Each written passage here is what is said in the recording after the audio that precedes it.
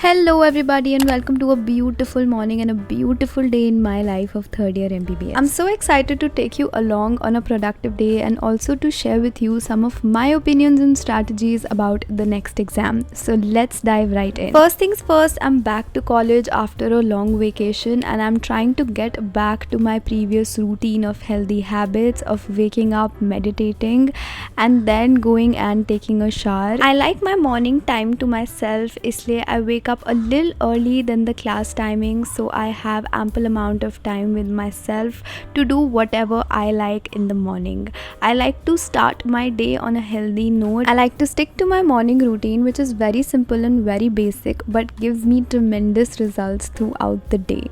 Once I've taken a shower, I will just have something. So I have some overnight soaked nuts, we have some almonds and some walnuts. My mom gave me the idea of doing this every morning because this is the most nutritious thing that you can probably start your day with. Once I have this, I start to get ready for college. Now let's begin with cleansing up my face, and I'm using the POND'S Detan Facewash for this one, and I have a fun story to share with you guys. So I have a family function to attend in the next 3 days and I somehow wanted to get rid of my tan in just 7 days, and that's when I came across this POND'S Detan Facewash that helped me get rid of my tan in just 7 days. Can you believe it? I'm actually so glad that I used this one. I'll just show you in a minute. So it's like a regular face wash. I take some amount of it on my fingers and apply it on my face. My face is already wet. I like to spread it all across my face in circular motions and make sure to not leave the corners of your face. This consists of vitamin C and niacinamide, which brightens and reduces dark spots. I have been regularly using this for the past 7 days and I can see a considerable difference. I'm going to insert a picture that was clicked 7 days back on the screen. As you can see, the tan is quite prominent in the picture, and now after 7 days it has reduced drastically. Now let me wash my face. So if you're looking for an effective solution for those stubborn summer tans that won't just come off, POND'S Detan Face Wash is all you need. And the best part is you can detan just with a face wash. Isn't that amazing? I too love it, and I'll put up a link to this in the description below, so make sure you all check it out. Once I get ready, it's time for some nutritious breakfast. I'm having these overnight soaked oats bowl with some milk and banana.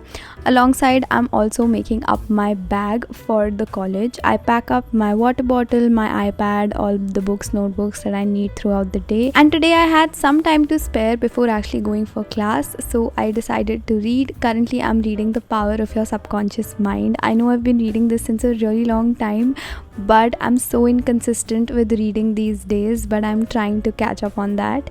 Once it was time to leave for class, I did that. Today we have a gynae lecture to attend from 8 to 9. And now let's talk about the most sensational news going on in the medical community these days, which is about the next exam. There have been articles and articles and statements from the NMC, from the government and whatnot.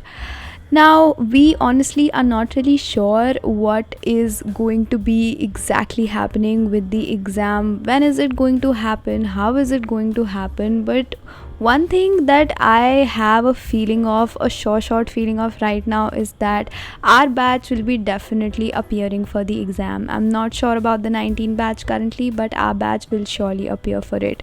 So now it's time to really start gearing up, because if according to their schedule the exam happens, it's going to happen in the November of 2024 and we do not have a lot of time left. Now again, my approach is very simple and very realistic. Number one is to concentrate really well on my clinical postings. By the way, I have surgery going on right now, and on this day we were in the OPD and I was studying examination of varicose veins, since we had seen a case right at that moment. Of course, I used to concentrate before also, but now I'm very mindful of the time that I spend in my postings, because clinical cases and clinical scenarios are going to make a huge chunk of the MCQs in NExT 1, and also all the tests that are to be taken in NExT 2 as well. After postings, we had a 12:1 lecture of forensic medicine, and talking about forensic, I was also very shocked about the representation of forensic medicine and community medicine in the next one exam.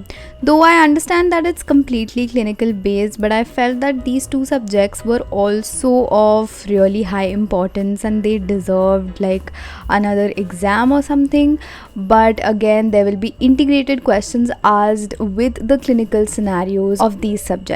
And now when I compare NExT 1 to NEET PG, there is a very drastic difference in the number of questions being asked. NEET PG had something around 200 questions being asked, and now there will be 120 questions of just the subject of medicine, 120 from surgery, 120 from gynae, and 60 questions from ophtha, ENT and pediatrics respectively. Hi, so I'm back in the room and I have just changed, and our amazing college has given us this good news that today is Friday and Monday, Tuesday, Wednesday our terminal exams are scheduled, and we've come to know today. So yeah, the good news or the bad news is this, and आज से हमें पढ़ाई start करनी है. It's already 4:30 and 5 बजे I also have my workout session. तो मैं बहुत ही ऐसे 15-20 minutes का एक quick study session करने वाली हूँ. Then I'll prepare for my workout. I'll do my workout और उसके बाद हम हमारी proper study start करेंगे. So yeah, let's do that. So this exam schedule practically ruined my study schedule also, because I was actually studying surgery these days because the posting is also surgery, and I really wanted to integrate the practical knowledge that I gain in the morning with the theory that I study in the evening. But now I will have to study forensics, ophtha and ENT. For now, forensics I've not really touched a lot, इसलिए I was a bit scared for that subject, so I started with forensics only. Meanwhile, it was time for my workout, and currently I am working out with Disha, who's my fitness trainer, in an online group class. So it's really fun, and I have that consistency going on since it's a live class, because recorded sessions mein I really bunk a lot of times. And today was an upper body day, and post this workout, my chest muscles, my arm muscles, everything was so sore. We did like so many push-ups on this day. At least I tried doing some. Meanwhile, while I was working out, there was a delivery boy who came by, so I had to take that delivery as well. So there was a little interruption in my workout, and then I continued it again. Now, coming back to the topic of discussion, which is my strategy for NExT, which is very simple. Number one is to focus on the practical aspects of things, the clinical aspects of things, and number two is to really focus on the theoretical aspects as well, because once I know the theory, then only I'll be able to see it in the clinical subjects. The delivery that I was talking about was of this book called Esdas, because I needed in my surgery postings and I couldn't find it here offline. Anyway, I sat down to study forensics again, and as I was talking, the number of questions that were asked in NEET PG and that are going to be asked in NExT have a really drastic difference. The number of questions per subject have increased a lot. I agree, of course, that a lot of questions will be obviously integrated with the pre and paraclinical subjects, but still the depth of the knowledge that you need to have in each subject is really increased. Number two is that we really need to be selective of what we need to study, because there are a lot of subjects which have not been given a lot of weightage in the NExT exam. For example, if I talk about subjects like dermatology, subjects like psychiatry, which obviously will be asked as integrated questions in subjects like medicine, surgery and gynae. And another important thing that I feel will hold a lot of importance in the upcoming exam is the competency based curriculum, because I believe the NMC very strategically changed it from the 2019 batch, because they originally wanted to take NExT from their batch, but now as they have announced it a bit late and it's too early for 2019 batch to give it, it's our batch who will be the first batch. But the competency based curriculum was majorly introduced so that they could take NExT exam. So like the competencies of each subject will assume a lot of importance in the upcoming NExT exams, and I believe our approach, as the first batch who doesn't know anything about the exam, what kind of questions are going to be asked, we really need to revolve our studies around these competencies so that we are on the safer side and we exactly know what to study and what not to study. Now in this meanwhile, I've had my dinner and I've also soaked my nuts for tomorrow and also made my oatmeal for tomorrow's breakfast, so I don't have to worry a lot about it in the morning.